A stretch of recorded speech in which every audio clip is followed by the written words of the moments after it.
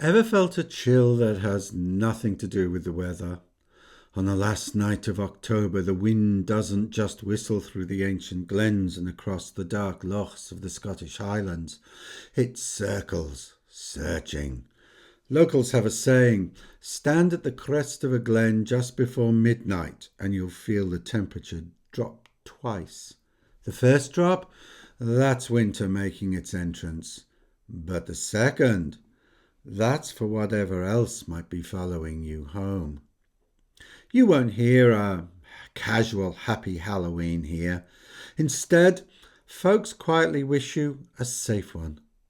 They say that in this night the very hills themselves seem to draw a breath, and the invisible doors to the otherworld don't just creak open, they swing inward, wide and welcoming, or perhaps foreboding. This isn't just a spooky story. It's a deep conviction that shaped Highland life for centuries. A night when the veil between our world and theirs thins to almost nothing. Samhain was never meant to be cute. Forget the candy corn and plastic pumpkins for a moment.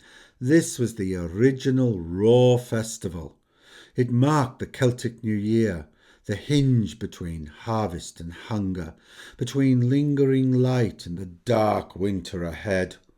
For the Celts, time was not a straight line, but a turning wheel.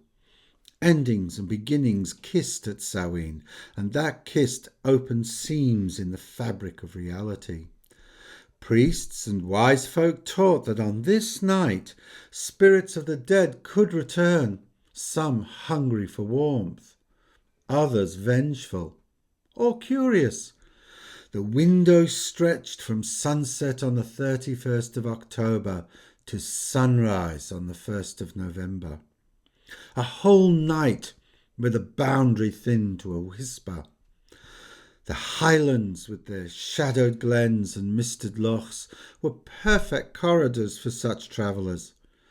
On the Isle of Lewis, some still leave a cup of ale by the back door for whose passing. Better to be laughed at than dragged through the peat by something unseen. The Ishi, the people of the mounds, were no myth to the Highlanders, are no myth, but neighbours from another realm. Samhain was when those neighbours come calling. When the world felt that open protection was essential, and the first line of defence, fire, always fire. Before nightfall, families carried burning stalks around the Croft sunwise, clockwise, and act to stitch a fiery fence between themselves and the unseen. Then comes the bonfires on knolls and hilltops, signals of community and light against the dark. Some build two fires, driving cattle between them for purification. These fires are both beacon and ward. Offerings followed, for sometimes appeasement worked better than defiance. A saucer of milk is left for the catchee, the spectral black cat with a white patch that roams on Samhain. Neglect it, and your milk would turn sour. Honour it, and blessings might follow. A handful of barley by the bear fed the fairy raid, the spectral procession of the otherworld, and a small peat coin broken on the threshold keeps spirits counting all night, unable to cross.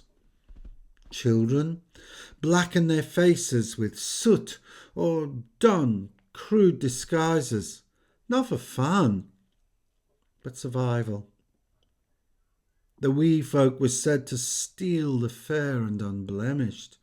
A soot-darkened child was less tempting prey. And the lantern, not a pumpkin, but a neep, a turnip to you, hollowed with aching thumbs, carved into a grim scowl. Its light was no decoration, but a warning, a face already claimed, a home already haunted, a bluff, a ward, and a prayer rolled into one. Even with all the fires and offerings, not every visitor knocked. Some drifted. The Sluagh, host of the restless dead, were said to fly overhead like smoke-dark starlings. And on some Samhain nights, I saw these very Sluagh over my home in Wick in Caithness. If someone strays too far from the firelight, they risk being snatched, their soul drawn upward through the crown of the head. On Skye, in 1892, a shepherd stayed too long looking for a lost lamb. At dawn, his wife found him vacant-eyed, whispering, "They were calling my name from above the clouds." He died before spring, as though his spirit had already gone. The fairy hills, the She, were said to open on Samhain night. Walk sunrise around one 9 times and a door might appear. But time flows differently there. Tales tell of Ian Ruath of Barra, who entered such a hill, danced with the fair folk and drank their honeyed ale. When he emerged, the world had aged without him. His cottage was ruins, his kin grey-haired and strangers. He died outside a church he no longer recognised, a warning to any who seek too deeply into the otherworld and then try to return. Today, pumpkins glow in Edinburgh windows. And if you're lucky, you will go and see the fire festival. And if you go to Edinburgh, think kindly and visit Paisley. There is quite a celebration there as well. But in the Highlands, many still carve the neep. It's harder work, but more authentic. Geezing, the old form of trick-or-treating, also survives. Children still perform a song or a poem before earning sweets. It's a living echo of charms once meant to confuse spirits or earn a safe passage, or to avoid red-eyed Jack looking for his kin who are out wandering, having their fun. Bonfire smoke still rises above Inverness and along the western coasts, and it's worth seeing. Councils may add safety barriers, but the communal fire remains. In Southeast, a teacher told how her pupils begged to leave milk by the radiator. "For the cat," she agreed, and still found herself checking if it was gone. Belief, after all, is patient. And though at the moment I am far from home, on this night I still leave milk.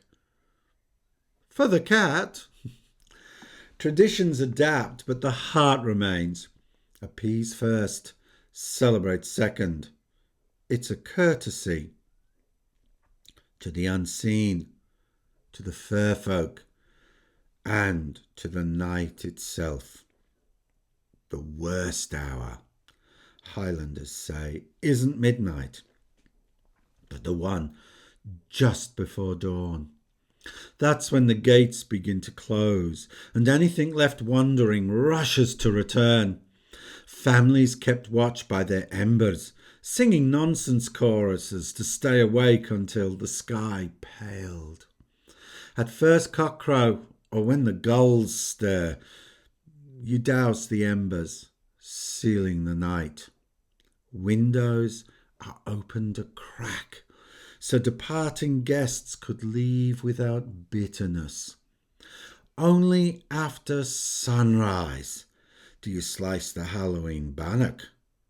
To eat before then was to share with an unseen companion. It's the final courtesy, a farewell to the other world.